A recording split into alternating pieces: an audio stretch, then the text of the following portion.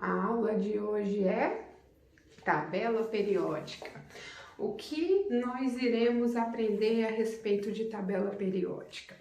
Se você perguntar para qualquer pessoa, qualquer um, e falar, que você está estudando química, eles vão sempre remeter ou mencionar a ideia de tabela periódica. Mas o que então vocês, como alunos, têm de diferente daquelas pessoas que simplesmente acham que química é a tabela periódica? A gente vai entender como os elementos são organizados e o porquê eles estão organizados aqui. Então, da onde veio essa tentativa de organizar os elementos químicos em uma tabela, Assim como numa casa, numa cozinha, por exemplo, a gente precisa de uma organização, as coisas não podem estar em qualquer ambiente, qualquer espaço, os utensílios, porque fica muito mais fácil quando você tem tudo à sua mão e você sabe onde está, você poder pegar aquele utensílio para utilização. A mesma coisa com os elementos. É muito mais fácil a gente já saber de todos os elementos que são conhecidos numa única tabela, porque aqui estão todas as informações necessárias para que você possa trabalhar com esses elementos químicos.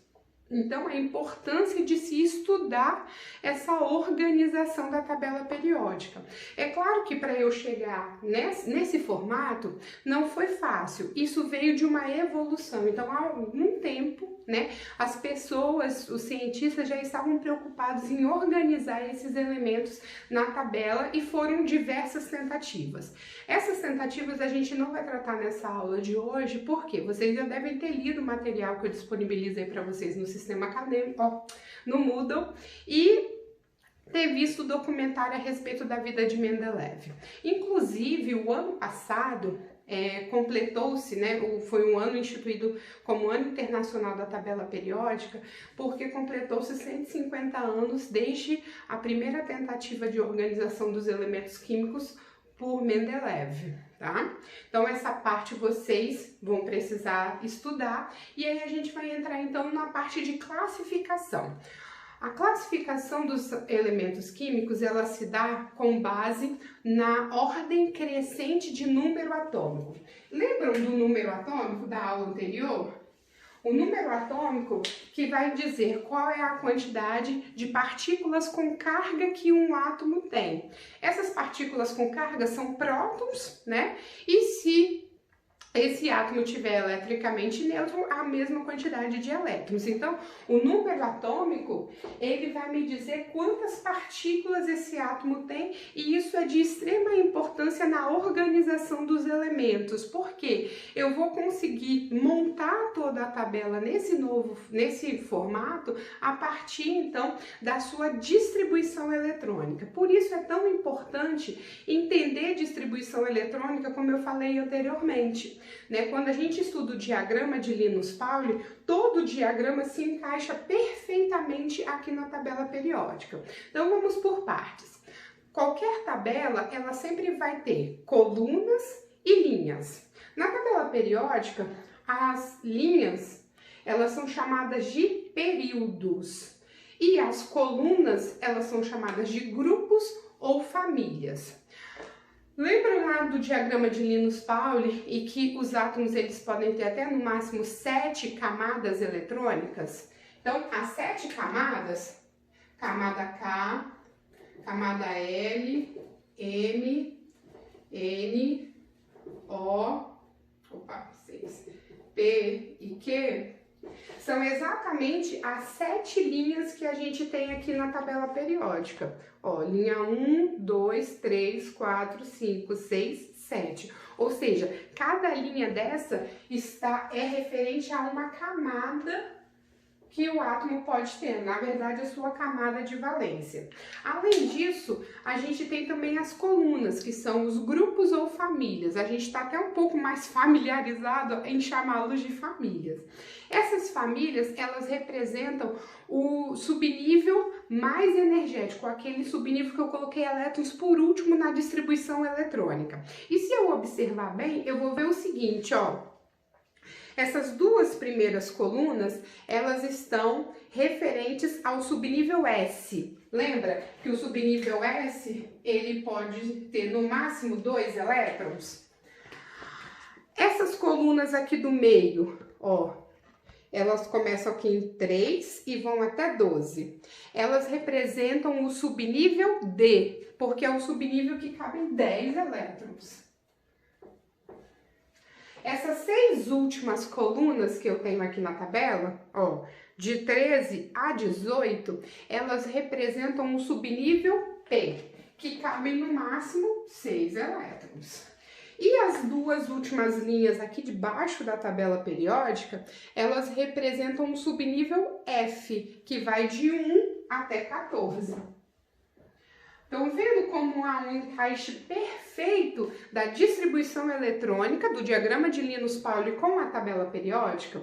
Então, cada elemento ele está encaixado dentro de uma localização na tabela periódica com base na sua camada de valência e com base no seu subnível mais energético. Por isso a importância de entender esses 2 conceitos lá na parte de distribuição eletrônica, ok? Uma outra classificação, uma classificação mais grosseira dentro dos elementos, dentro da tabela periódica. Essa classificação, ela se dá por elementos representativos.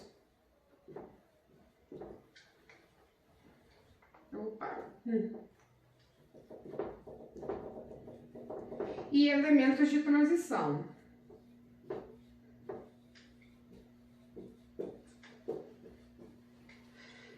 É uma primeira classificação dentro de tabela periódica.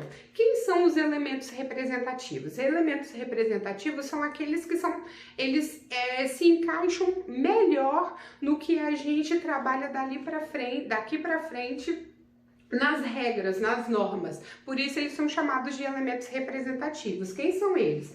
Aqueles elementos que terminam com subnível S, ou seja, estão aqui na primeira e na segunda coluna, e quem termina com subnível P, que estão aqui nas 6 últimas colunas. Esses são os chamados elementos representativos. Os elementos de transição são aqueles que estão aqui nesse bloco do meio, que são os elementos que terminam no subnível D, e esses elementos aqui de baixo que terminam no subnível F. Eles, inclusive, são chamados de elementos de transição interna, tá? Então, os elementos representativos são aqueles que terminam no subnível S ou P, e os elementos de transição, quem termina em subnível D ou subnível F. Essa é uma primeira classificação dentro dos elementos químicos, dentro da tabela periódica. Uma outra classificação também é com base na junção desses elementos para a formação de grandes grupos dentro da tabela. Tanto é que se eu olhar para essa minha tabela, eu vou ver cores diferentes para grandes grupos. A cor que está prevalecendo na minha tabela é a cor verde, é esse grupo aqui maior. Esse grupo maior, ele é chamado de metais. Tanto é que essa classificação,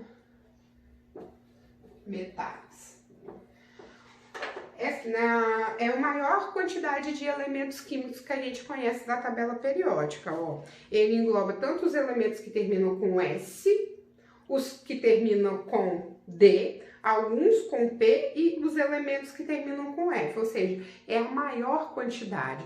Esses metais, então, o que eles têm em comum? Essa junção, o que juntou esses elementos para pertencer ao grupo dos metais? Eles são sólidos à temperatura ambiente, quase todos eles, exceto o mercúrio.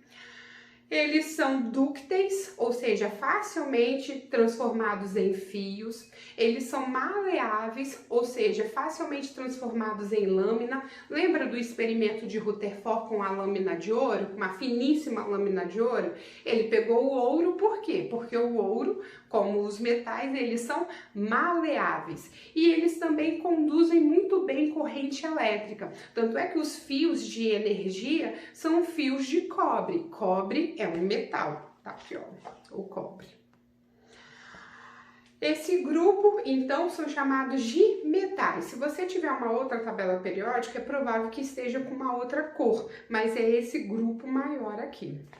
Também temos o grupo dos ametais ou não metais. Os ametais ou não metais, essa partículazinha A aqui de negação, significa que não é um metal. Ou seja, as propriedades são completamente opostas às dos metais.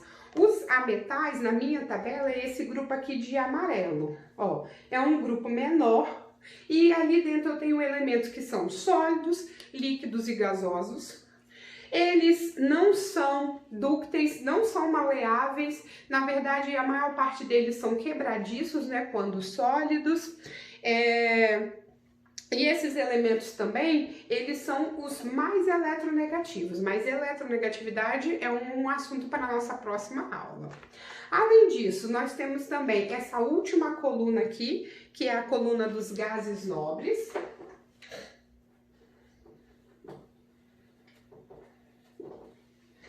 Os gases nobres, até pelo seu próprio nome, já diz que eles são nobres, ou seja, eles quase não se ligam com ninguém. É claro que a gente conhece alguns gases nobres que sofrem ligações químicas, mas a maior parte deles não. Eles são encontrados então como moléculas monoatômicas, ou seja, formada por um único átomo.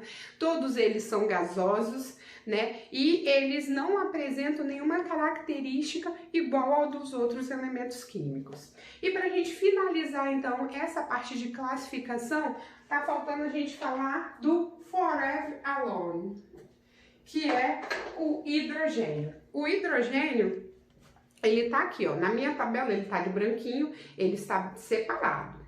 Estão vendo que ele não pertence a essa primeira coluna. Por quê? O hidrogênio, apesar dele ter número atômico 1 e sua distribuição eletrônica ser 1s1, ele não tem característica como os outros metais dessa primeira coluna. Nenhuma característica igual, por isso que ele é separado. Ele também não se parece tanto com os ametais e muito menos com os gases nobres. Então ele tem uma classificação única para ele na tabela periódica, tá? Então em algumas tabelas ele pode vir aqui na primeira coluna, na parte de cima, separado com uma cor diferente, ou ele pode vir aqui no meio também, não tem problema nenhum, tá bom? O importante é ter a ideia de que o hidrogênio tem uma classificação separada para ele na tabela periódica. Para a gente finalizar então a nossa aula, a gente vai aprender o nome de algumas famílias que são importantes dentro da tabela periódica. Quais são aquelas que vocês precisam saber, né? Porque se a gente for ver, tem literatura que vai falar da família, vários nomes para as famílias. Mas o que é importante a gente saber? Essa primeira coluna, exceto o hidrogênio, obviamente, que são chamados de metais alcalinos, tá?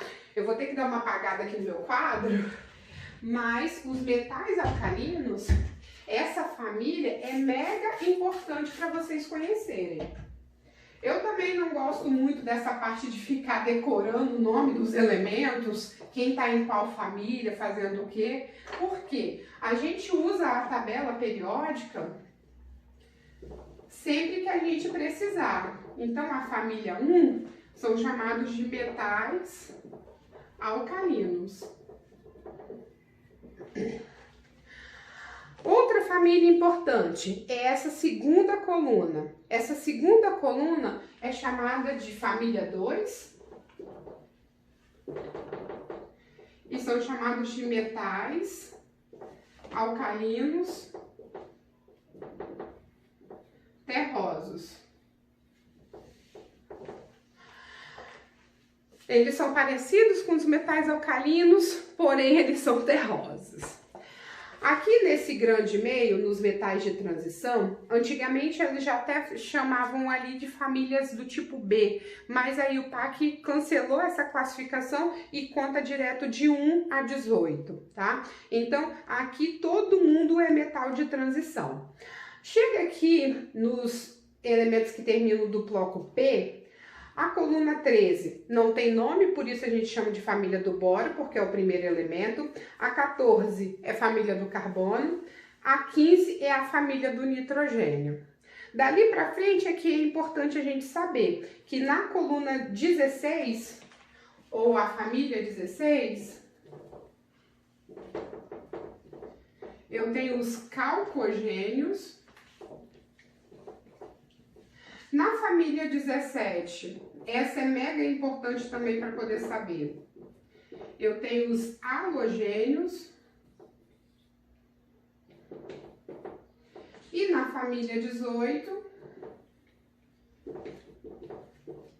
os gases nobres. Como eu tinha falado anteriormente na parte de classificação. Então, essas são as famílias que vocês precisam saber. Metais alcalinos terrosos, calcogênios, halogênios e gases nobres. Ok?